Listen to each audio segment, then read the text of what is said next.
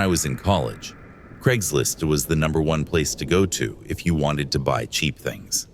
And being a broke student working a part-time job at the time, I was always looking for a way to save a few bucks. I was living off campus in a small apartment with my best friend, Jenny. One evening when I was scrolling through Craigslist, I came across a listing for a used but well-kept sofa. They were only asking $25 for it, which was unbeatable at the time, and the photos made it look like it was in great condition. I contacted the seller, who responded almost immediately. He introduced himself as Mike and seemed friendly enough. He said he was moving out of town and needed to get rid of the sofa quickly. We arranged to meet the next day at his place, a house about 30 minutes from our apartment. The following afternoon, Jenny had to work, so I decided to go alone. In hindsight, that was my first mistake. I arrived at the address Mike had given me. It was an older-style bi-level home, where the garage was on the bottom, and there was a staircase leading up the hill to the front door. The surrounding neighborhood was more of the same style of that house, and all looked to be well-maintained and in good condition. I knocked on the door, and after a few moments, Mike answered. He was a tall man, probably in his mid-30s, with a friendly smile. "You must be here for the sofa," he said, stepping aside to let me in. The living room was sparsely furnished, with a few boxes scattered around, evidence of his impending move. "The sofa is right here," Mike said, pointing to the couch in the center of the room. It looked just like the pictures, but as I approached it, I noticed something odd. The sofa had no legs. It was just sitting flat on the floor. "What happened to the legs?" I asked, trying to sound casual. "Oh, I must have left them in the basement when my roommate and I moved the couch upstairs," Mike replied. "Do you mind coming down with me to get them? They're pretty heavy." Mike pointed at a door on the opposite side of the living room that had a dark staircase descending down it. Everything in my body told me not to go down those stairs, but for whatever reason, I hesitantly made my way over to the door. Mike led the way to the basement door, flicking on a dim light as he descended the stairs.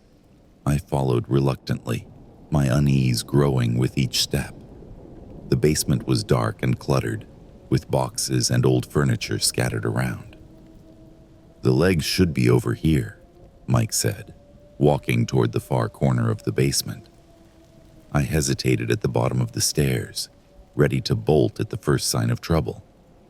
Just as Mike disappeared behind a stack of boxes, I heard the basement door creak shut behind me. My heart leaped into my throat. I spun around and saw a silhouette of a different man standing at the top of the stairs, blocking my only exit. I stood there, frozen in shock as Mike came back out from the boxes, holding a rusty old pipe. Mike's friendly demeanor had vanished and was replaced by a sinister smile. "What are you doing?" I asked, trying to mask the fear in my voice. "Just making sure you won't ever leave me again." "Again? What do you mean again?" At this point, I'm thinking he's got to be having a psychotic break about an ex-girlfriend or something. As Mike slowly crept towards me, I spotted a metal rod leaning against the wall and grabbed it, brandishing it in front of me. "Stay back," I shouted. Mike lunged at me with his metal pipe, but I was able to dodge it, and I swung the rod with all my might, connecting with his shoulder. He let out a grunt of pain and staggered back. I took this opportunity to run past Mike and out through the side door in his garage, an exit he likely didn't think to block, and luckily, he didn't. I swung the door open and made a beeline for my car. I fumbled with my keys, my hands shaking, but managed to unlock the door and jump in. I started the engine and sped out of the driveway, not stopping until I was miles away. Once I felt safe, I pulled over and called the police, telling them everything that had happened. They took my report and assured me they would investigate. Later that evening, They called back with unsettling news. The house you went to has been vacant for months. The bank foreclosed on the previous owners, and they left without taking the rest of their things, the officer said. But what he said next was equally as terrifying. There's no record of anyone named Mike ever living there. The friendly facade of Mike and the seemingly safe neighborhood were deceptive, hiding a dangerous predator beneath.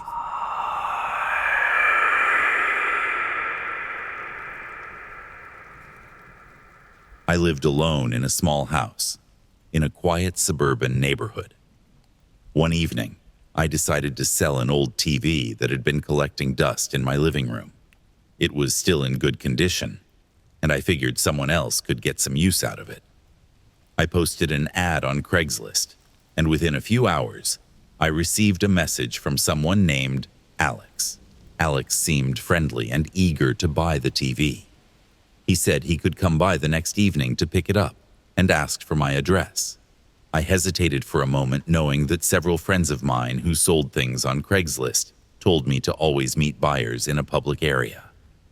But against my better judgment, I thought as a taller, fit male, I could handle my own. So I gave him my address, and we agreed on a time. The following evening, I made sure the TV was ready and waited for Alex to arrive. 7 p.m. came and went, with no sign of him. I sent him a message to see if he was still coming, but received no response. I waited another half hour and tried calling him, but it went straight to voicemail. By 9 p.m., I was frustrated and decided to call it a night. I sent one last message, then stretched out on the couch, telling myself I'd give him a few more minutes before giving up entirely. As I lay there, the exhaustion of the day caught up with me, and I drifted off to sleep. Sometime later, I woke to the sound of faint rustling outside. At first, I thought it was just the wind or a raccoon, but as I listened more closely, I realized it was the sound of footsteps. My heart started to race. I quietly got up and peeked through the curtains, and my blood ran cold. There were 3 men on my porch, dressed in dark clothing. One of them was crouched by the front door, and the other 2 were circling the house, peering into windows. Panic surged through me. I reached for my phone and dialed Alex's number again, but still no answer. It was then that I realized this was no coincidence. I backed away from the window and hurried upstairs to my bedroom, locking the door behind me. I called 911, my hands shaking as I explained the situation. The operator assured me that officers were on their way. As I waited, I heard a loud crash from downstairs. The men had broken in. My heart pounded in my chest as I listened to the sound of footsteps and muffled voices. They were searching the house, moving from room to room. I knew it was only a matter of time before they reached the stairs. Desperately, I looked around my room for something to defend myself with. I found an old baseball bat in the corner and gripped it tightly, my knuckles white. The footsteps grew louder, and I could hear them on the stairs. I braced myself, ready to fight if I had to. Just as the men reached the top of the stairs, the sound of sirens filled the air. The men froze, and I heard them curse under their breaths. They turned and bolted back down the stairs, their footsteps pounding against the wooden floor. I listened as the front door slammed open, and 2 of the men ran out, only to be met by the police. The 3rd man managed to slip through the chaos and disappeared into the night. I stayed locked in my room until I heard the officers calling out that it was safe to come out. I opened the door cautiously and made my way downstairs, my legs trembling. The police had 2 of the men in handcuffs, and they were questioning them about their intentions. The officers took my statement and assured me that they would do everything they could to catch the 3rd man. The experience left me shaken and wary of online deals. From that day on, I vowed never to give out my address to strangers again, and to be more cautious when selling items online. Looking back, I'm grateful that the police arrived in time and that I managed to stay safe, but the memory of that night still haunts me. The sense of security I once felt in my own home is gone, replaced by a lingering fear of the unknown. Now, every time I think about buying or selling something online, I remember the terror of that night and the men who almost turned a simple transaction into a nightmare.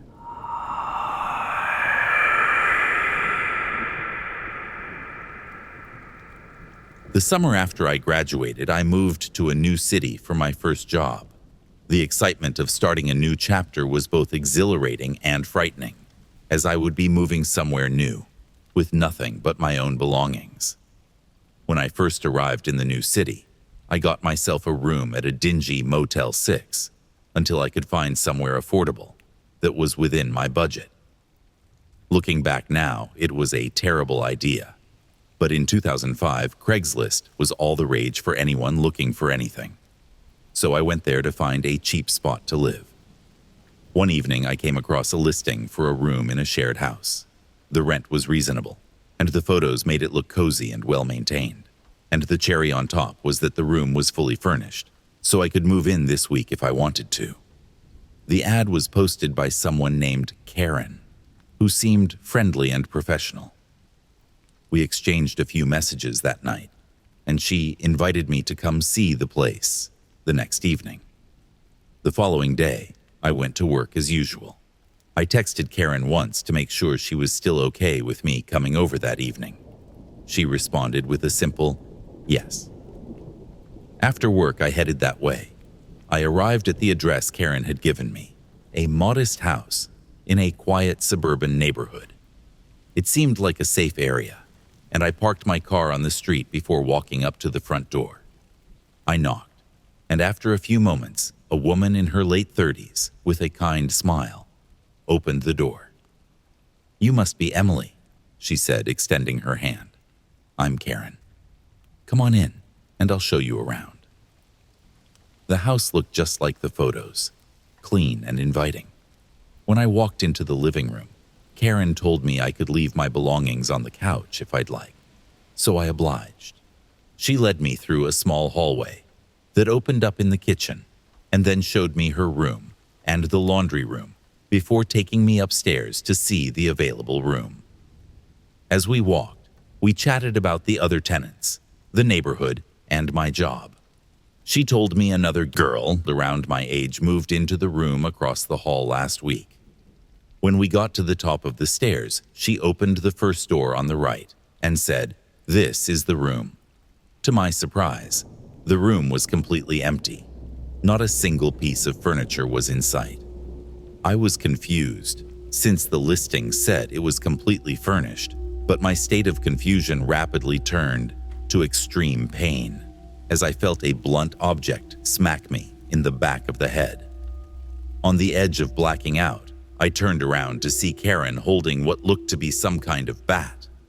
As I faced her, she struck me in the head again, and then everything went dark. When I regained consciousness, I was lying on the floor of the empty room. My head throbbed, and I felt disoriented. I tried to move, but my hands and legs were tied up, and a strip of duct tape covered my mouth. I struggled against the ropes, my mind racing. I had to get out of there. And after what felt like hours, I managed to free my hands and untie my legs. I stumbled to the door and found it locked from the outside. I knew these bedroom doors weren't super strong, so I began ramming the door with all the might I could muster. But after 4 good bangs, I found myself back on the floor due to most likely having a concussion. As I lay there, I saw the window in the back of the room and crawled over to it. I unlocked it and took out the screen. I was on the 2nd floor, so it was a good 30-foot drop to the ground, but I knew I couldn't stay there. I dangled myself down as far as I could go and dropped to the ground in the backyard. My ankle erupted into pain as I landed completely wrong and rolled it. Now, looking like a zombie from The Walking Dead, I limped my way back around to the front. My car was gone, and presumably my purse, which had my ID, debit card, and phone in it. Karen, or whoever she really was, had stolen my belongings and my car. I trudged to a nearby house and banged on the door, praying someone was home.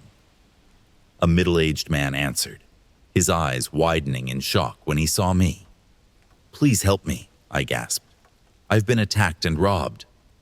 He quickly ushered me inside and called the police. They arrived shortly after, and I told them everything that had happened. They took my statement and began their investigation. A few days later, the police informed me that the owners of that house had been on vacation for the last 2 weeks. The person I met had likely known they were gone and was using the house as a trap for unsuspecting victims.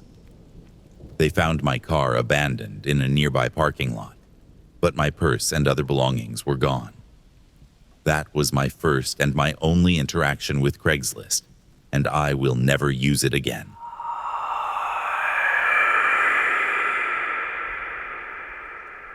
Thanks so much for listening to Nightmare Narratives. If you enjoyed this episode, subscribe to our channel and turn on notifications so you can be reminded when we post a new video every Tuesday at 10 a.m. Central Time. If you have a story you'd like to hear read on the channel, email it to us at officialnightmarenarratives@gmail.com, and you might just hear your story featured in a future episode. Thanks again for listening, and we'll see you next time.